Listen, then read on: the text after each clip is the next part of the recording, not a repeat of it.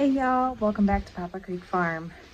It is a drizzly and cool day. It's only in the 60s today, and it feels pretty chilly. I'm in a long sleeve shirt. I had a sweatshirt on earlier. And it's gonna drizzle on and off all day, which no complaints because our soil, give it a couple days without rain and it hardens up and dries up so fast. So we need this. We need this nice slow rain to continue all day, which will be perfect. The garden is going to thoroughly enjoy this rain, and this is best for seeds to actually germinate and not get washed away. It's not so hard that the seeds actually kind of wash out of the soil.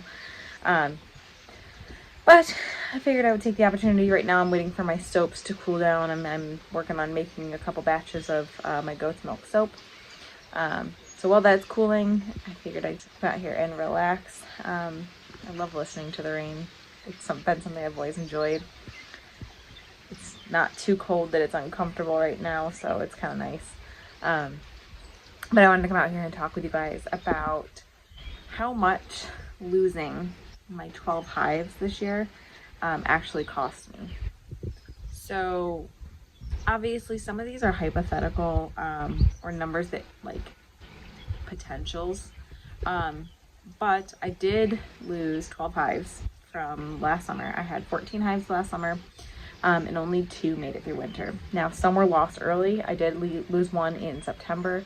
It absconded, so it just left, and then I had 3 that were dead when I checked in end of November when I was winterizing my hives. By end of December, all 10 that had made it to that point were alive and doing well. January, we had some weird weather. First, it started out kind of warm, and then we had some really bitterly cold temperatures. We had wind chills in the negative 30s and negative 40s, which is very abnormally cold for us. So I think that was the combination. Moisture, a few different things were what killed my hives. Potentially mites. I don't really see signs of mites, but you never know for sure. So 2 hives made it through winter. I then purchased 2 nukes, and I set up more swarm traps, and I have caught 2 swarms, one in a swarm trap and one actually at a friend's house in a tree. So it's been, we rebounded pretty well, although 2 of the hives that were purchased, but we're coming back. We're getting there. We have 6 hives right now. They're not going to produce honey this year. I think 3 out of the 6 potentially will produce honey this year. Obviously weather is a huge factor in that, whether they produce, so we'll see. But had I not lost those 12 hives, 12 hives at approximately 50 pounds, and this is without even expanding. So had I, all 14 made it through winter, I would have had 14 hives, and I could have split quite a few. And I'm varying that in somewhat, but I'm talking about honey. 12 hives at about 50 pounds of honey, and that's a lower number, for honey production. We probably could have gotten, if we had a good year, between 600 and 1,200 pounds of honey from those 12 hives. So that's a loss, especially when that's a big part of my business. So at 600 pounds of honey production of those 12 hives, at $10 a pound, I lost $6,000 in sales of honey. And not only that, but I also lost out on some opportunities. I would have been able to potentially go to events there's an event called Taste of Oneida County, and I don't have honey for it because because my bees are so weak, or because I'm not producing honey yet, with the nukes and the weak hives that came out of winter. And swarms, I'm not producing yet. We're getting there. Maybe by the end of June I'll have a little bit of honey from one of the nukes, but that's the extent of my honey production at this point, and that event is end of June, so I'm losing out on that event, which also would generate business for me. So although yes, $6,000 in honey sales, it's also opportunities. And again, if they had produced more than that, it could have been between $6,000 and $12,000 in sales of honey. Also, you have to take into account beeswax that I get from those hives that I then use in lip balms and lotion bars and beard balms and candles and things. So that's a loss.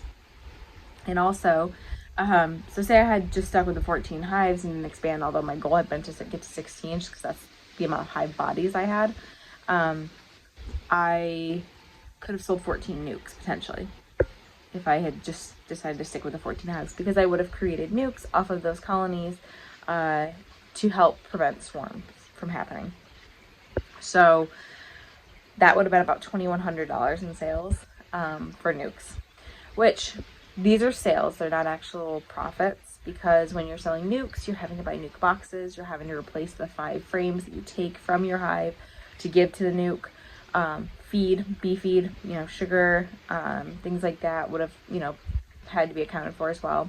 And with honey, bottles, labels, I have a ton of labels, so I don't really need any more labels, but bottles still have to go into that cost. But I think I probably overall, lost between $5,000 and $10,000 in profit, losing 12 hives. So not only is it heartbreaking just because I love my bees and I didn't want to lose the actual bees, it's heartbreaking because that's a massive financial loss, especially in a critical year when I need to be able to show some profit in my business.